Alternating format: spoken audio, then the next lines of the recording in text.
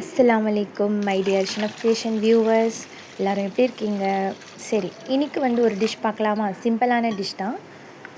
பிரியாணி டேஸ்ட்டில் குஷ்கா எப்படி செய்யலாம் நான்வெஜ் இல்லாமல்னு பார்க்கலாமா? சரி, ஓகே. அதுக்கு வந்து ஒரு குக்கர் எடுத்திருக்கேன் நான். குக்கரில் வந்து 3 டேபிள் ஸ்பூன் ஆயில் போட்டுக்கோங்க. ப்ளஸ் 1 ஸ்பூன் வந்து கீ ஆட் பண்ணிக்கோங்க.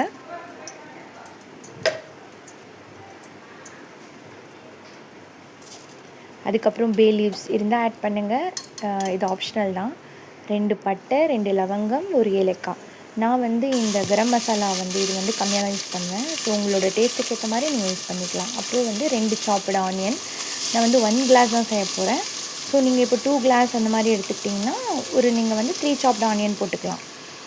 நல்லா ஆனியன் வந்து வதங்குறதுக்கு 1 டேபிள் ஸ்பூன் சால்ட்டு, நல்லா இது ப்ரௌனிஷ் கலர் ஆகிற வரைக்கும் வதங்கணும். அப்போ தான் பிரியாணி, அதாவது குஷ்கா பிரியாணி டேஸ்ட்டாக இருக்கும். அப்புறம் 2 க்ரீன் சில்லி ஆட் பண்ணியிருக்கேன்.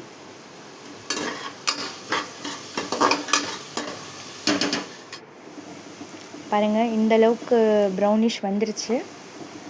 அதுக்கப்புறம் நம்ம ஃப்ரெஷ்ஷாக அரைச்ச இஞ்சி பூண்டு பேஸ்ட் வந்து 2 டேபிள் ஸ்பூன் ஆட் பண்ணியிருக்கேன். பேக்கெட் விற்கிறதெல்லாம் டேஸ்ட்டாக இருக்காது. நீங்கள் வந்து ஒரு 100 கிராம்ஸ் இஞ்சி, ஒரு 100 கிராம்ஸ் பூண்டு வந்து நல்லா உரித்து பீஸ் மாதிரி பண்ணி வச்சுக்கோங்க. அது டேஸ்ட்டு நல்லாயிருக்கும். அப்புறம் காரத்துக்கு ஏற்ற மாதிரி நான் 1 ஸ்பூன் தான் இது யூஸ் பண்ணியிருக்கேன், சில்லி பவுடர். உங்களுக்கு வேணும்னா 2 டேபிள் ஸ்பூன் கூட ஆட் பண்ணலாம். அப்புறம் வந்து 1 சாப்டு டொமேட்டோ. என் பையன் காரமாக சாப்பிட மாட்டான், அதனால தான் நான் வந்து பார்த்து கொஞ்சம் சொல்கிறேன். உங்கள் டேஸ்ட்டுக்கு ஏற்ற மாதிரி நீங்கள் உப்பும் இதுவும் சில்லி பவுடரும் நீங்கள் அதுக்கேற்ற மாதிரி போட்டுக்கோங்க. அதுக்கப்புறம் கொஞ்சம் கொரியாண்டர் லீவ்ஸ்,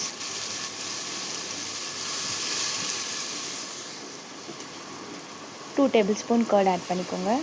எல்லாமே ஆக்சுவலி பிரியாணிக்கு நம்ம என்னென்ன போடுவோமோ எல்லாமே போடணும், எக்ஸப்ட் நான்வெஜ். ஸோ இது நீங்கள் சும்மா வீட்டில் போர் அடிக்கிறப்போ செய்யலாம். 1 பாட்னால கொஞ்சம் செய்கிறதுக்கும் டைமிங்கும் கன்சியூவ் ஆகும். ஸோ லெமன் ஜூஸ் வந்து ஆட் பண்ணுறேன், அது ஆப்ஷனல் தான். ஃபைனலாக வந்து புதினா போடுங்க. ஃபஸ்ட்டே போட்டால் கசப்பாயிடும், அதனால் கொஞ்சம் ஃபைனலாக வந்து புதினா போடுங்க. அதுக்கப்புறம் இதோட ஸ்பெஷலே பார்த்திங்கன்னா, நான் வந்து பிரியாணி மசாலா ஒன்று வாங்கியிருக்கேன் ஆச்சி.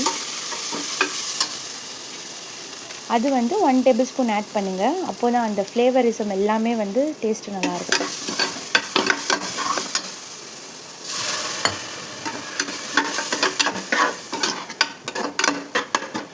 இது கூட சைட் டிஷ்க்கு நான் வந்து எக் பாயில் பண்ணியிருக்கேன் சைடில். அதில் என்ன பண்ண போகிறோன்னு உங்களுக்கு சொல்கிறேன், இருங்க, வெயிட் பண்ணி பாருங்கள்.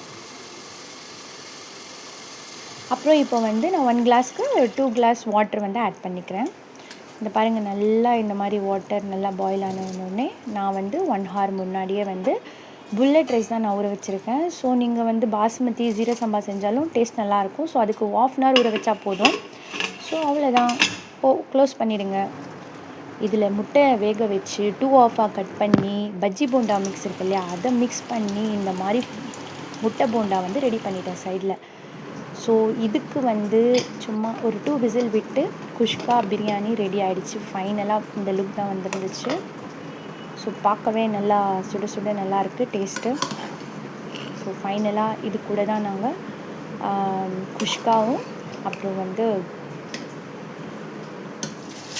இது கூட இந்த முட்டை போண்டாவும் ரெடி ஆகிடுச்சு. ஸோ ஃபஸ்ட் டைம் இந்த காம்போ நான் ட்ரை பண்ணி பார்த்தேன். ஸோ அல்ஹம்துலில்லாஹ் சூப்பராக இருந்துச்சு இந்த காம்போ. ஸோ நீங்களும் தயிர் பச்சடி வச்சு இந்த மாதிரி செஞ்சு ட்ரை பண்ணி கமெண்ட்ஸில் சொல்லுங்கள். இன்ஷா அல்லாஹ் நெக்ஸ்ட் வீடியோவில் பார்க்கலாம். பாய் பாய், அஸ்ஸலாமு அலைக்கும்.